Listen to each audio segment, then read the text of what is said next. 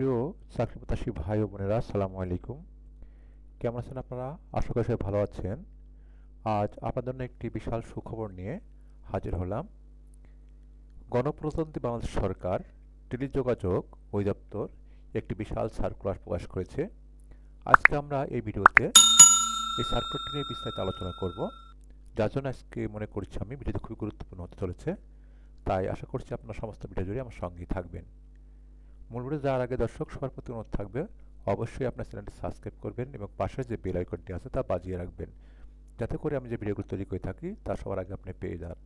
আমি মূলত বিভিন্ন চাকরির সার্কুলার, বিভিন্ন শিক্ষামূলক ভিডিও তৈরি করে থাকি। তাই আশা করছি অবশ্যই আপনি এই চ্যানেলটি সাবস্ক্রাইব করে রাখলে ঠকবেন না। তো চলুন আর কথা না বাড়িয়ে আমরা শুরু করি।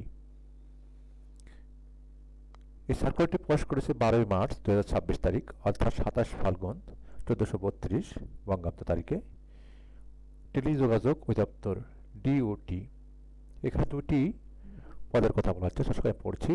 টেলিযোগাযোগ অধিদপ্তর ডিওটি তেজগাঁ ঢাকা এর নিম্নলিখিত রাজস্ব খাতভুক্ত শূন্য পদ সময়ের অস্থায়ী ভিত্তিতে সরাসরি নিয়োগের লক্ষ্যে বাংলাদেশের নাগরিকের নিকটতে দরখাস্ত আহ্বান করা হচ্ছে।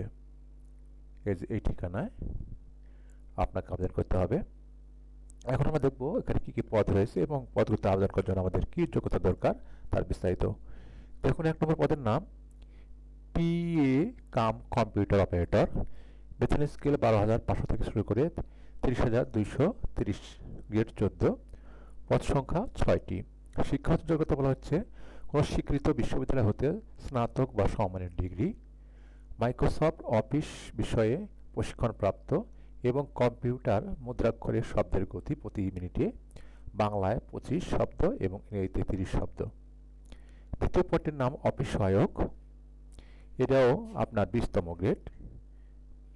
বেতন স্কেল বলা হচ্ছে 11,300 থেকে শুরু করে 27,300 টাকা, গ্রেড 20। এখানে পদ সংখ্যা 25টি। দর্শক, এখানে বলা হচ্ছে শিক্ষাগত যোগ্যতার কথা, কোনো স্বীকৃত বোর্ড হতে মাধ্যমিক সার্টিফিকেট বা সমমানের পরীক্ষায় উত্তীর্ণ হতে হবে। আমি দুটি পদের কথা বললাম এবং পদগুলোতে আবেদন করার জন্য কি যোগ্যতা আমাদের দরকার সেটিও বললাম। এখন আমরা দেখব আসলে কিভাবে এখানে আবেদন করব এবং আমাদের আবেদন করার জন্য কি যোগ্যতার দরকার আছে। সকল পদের ক্ষেত্রেই 1 মার্চ 2026 তারিখে প্রার্থীর বয়স হতে হবে 18 থেকে 32 বছরের মধ্যে। দেখুন, আবেদন শুরু হবে। এখানে বলা হচ্ছে যে এই যে ওই ওয়েবসাইটে প্রবেশ করতে হবে আপনাকে। http/telecom তারপরে .teletalk.com.bd এই ওয়েবসাইটে প্রবেশ করে আবেদনটি করতে হবে। এই আবেদন শুরুর তারিখ হচ্ছে 16ই মার্চ 2026 খ্রিস্টাব্দ সকাল 10টা হতে এবং এটা চলবে 16 এপ্রিল 2026 বিকাল 5টা পর্যন্ত। আবেদন করার পরেই আপনাকে ইউজার আইডি সম্বলিত একটি অ্যাপ্লিক্যান্ট কপি প্রদান করা হবে। এই অ্যাপ্লিক্যান্ট কপি প্রদান করার পরে আপনাকে পরীক্ষার ফি প্রদান করতে হবে। আবেদন করার জন্য অবশ্যই আমাদের রঙিন ছবি দরকার, যেটির মাপ হবে 300x300 পিক্সেল এবং একটি স্বাক্ষর দরকার, সেটার মাপ হবে 300x80 পিক্সেল। অনলাইনে আবেদন করার পর আপনার যে মোবাইলের টেলিটক সিম আছে সেই মোবাইলের মেসেজ অপশনে গিয়ে আপনাকে এই পরীক্ষার ফিটি প্রদান করতে হবে। পরীক্ষার ফি প্রদানের জন্য করতে হবে কি দেখেন, এই যে এখানে বলা হচ্ছে যে মোবাইলের টেলিটক সিম আছে সেই মোবাইল মেসেজ অপশনে গিয়ে লিখতে হবে আপনাকে এই যে এটা টেলিকম, তারপরে ডিইপিটি, তারপরে ইউজার আইডি। ইউজার আইডি হচ্ছে কোথায় পাবেন আপনি, ওই যে অ্যাপ্লিকেশন করার পরে আবেদন করার পর অ্যাপ্লিকেশন কপির উপরে এই নাম্বারটি পাবে, ইউজার আইডি। তারপরে সেন্ড করতে হবে 1622 নাম্বারে। সেন্ড করার পরে আপনাকে একটি ফিরতি এসএমএস পাঠানো হবে। সেই এসএমএসটি পিন নম্বর সম্মিলিত।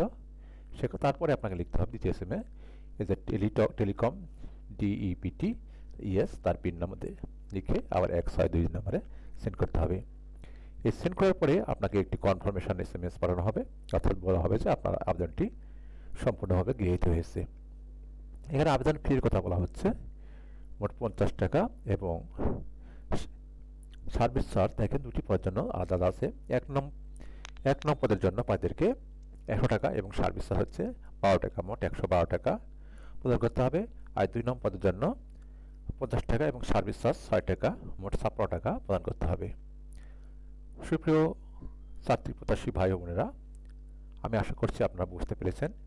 এই আবেদনটি করার পরেই আপনার নির্দিষ্ট তারিখে পরীক্ষা যখন ডেট ঘোষণা করা হবে, তখন আপনার মোবাইলে একটি এসএমএস পাঠানো হবে যে আপনি অ্যাডমিট কার্ড ডাউনলোড করে নিতে পারবেন। তারপরে অ্যাডমিট কার্ড ডাউনলোড করে আপনাকে পরীক্ষায় অংশগ্রহণ করতে হবে।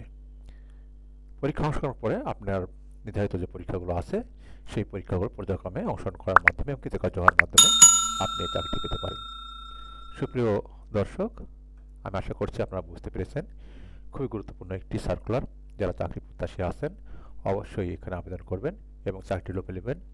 আপনাদের সবাই সুস্বাস্থ্য কামনা করে ভিডিওটি যদি ভালো লেগে থাকে তাহলে আপনার কাছে আমরা অনুরোধ থাকবে অবশ্যই ভিডিওটি লাইক করবেন, কমেন্ট করেন এবং মধ্যে মধ্যে শেয়ার করে দেবেন। আর চ্যানেলটা অবশ্যই সাবস্ক্রাইব করে রাখবেন। সবার জীবনে বয়ে আসুক সুন্দর এবং সুখময় একটি চাকরি এবং আপনার দিনগুলো সুন্দরভাবে কাটুক, এই প্রত্যাশা করে আজকের মতো এখানে বিদায় নিচ্ছি। পরবর্তী ভিডিও দেখার আমন্ত্রণ জানিয়ে আল্লাহ হাফেজ।